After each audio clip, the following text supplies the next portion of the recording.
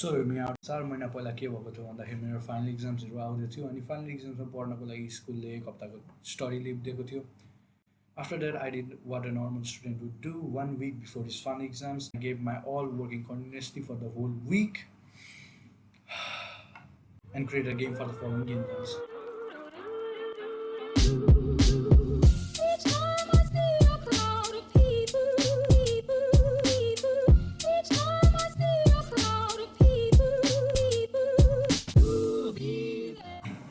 First second डेमा मैले एउटा place holder shooter type game बनाएँ. Starting with the player with movement swipe, माउसमा फेस गर्ने फिचर हालेँ, बुलेट सुट गर्ने फिचर हालेँ, त्यसपछि क्यामेराले फलो गर्ने फिचर हालेँ.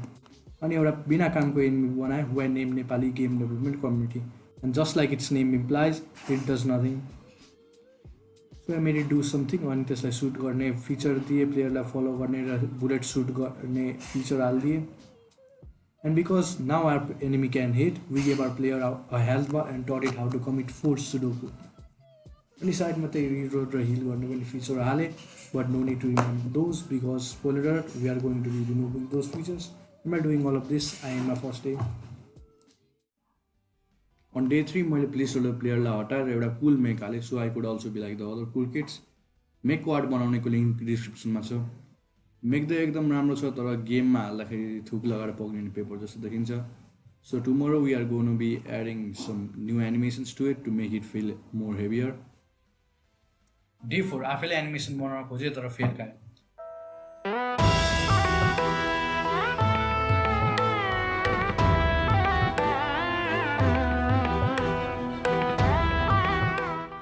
सो त्यसैले ब्राकिजको एनिमेसन ट्युटोरियल हेरेँ. अलिकति इम्प्रुभमेन्ट भयो तर चाहिएको जस्तो थिएन. So friendship broken with Brackeys animation tutorial. My new friend is Indian animation tutorial. Finally after watching a lot of Unity animation tutorials I have got my self a walking mech which can now both walk and shoot at the same time in sync.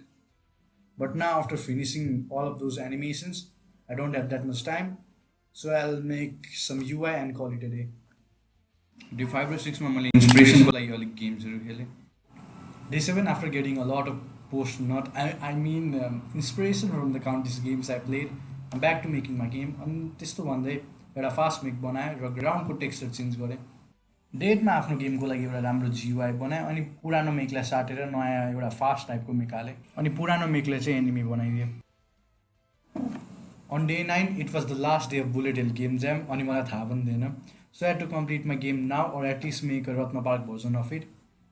आधी राति फुल time काम गरेँ र 2 बजे गेमको एउटा रत्नबाग version create गरेँ. And as if that was not enough गेममा धेरैवटा ग्लिच थियो. So after fixing a lot of game breaking glitches I requested the moderator to add the new version of the game. अब गेमको सस्तो version create भएपछि अलिक सास फेर्ने ठाउँ पनि मिल्यो. सो अन्त 10th डे मैले क्यामेरालाई अपग्रेड गरेँ, बुलेट सुट गर्दा साउन्ड आउने बनाइदिएँ र आफ्नो गेममा पोस्ट प्रोसेसिङ एके मेकअप लगाइदिएँ. अन डे 11 यो गेम ज्यामबाट अलिक बोर्ड हुन थालेँ. त्यही बदलले आज गेम डेभलपमेन्टको लास्ट दिन अनि आज चाहिँ बस क्वालिटी अफ लाइफ फिचरहरू एड गर्ने. फर इक्जाम्पल अब enemy pointer, a enemy health bar and at last enemy explosion effect. अनि यसरी मैले 11 दिनमा यो गेम ज्यामको लागि एउटा गेम बनाएँ. बट एक्चुअली म अझै 3 दिन बाँकी थियो गेम ज्याम सिद्धिनको लागि. अनि अन्तिममा चाहिँ हाम्रो गेम यस्तो देखिन्छ.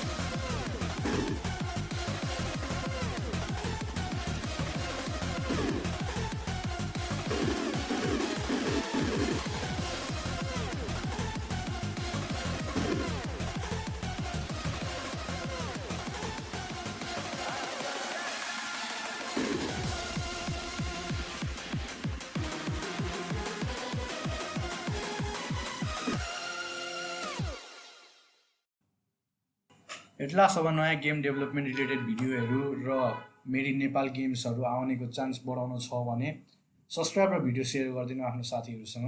This is the end. जय नेपाल.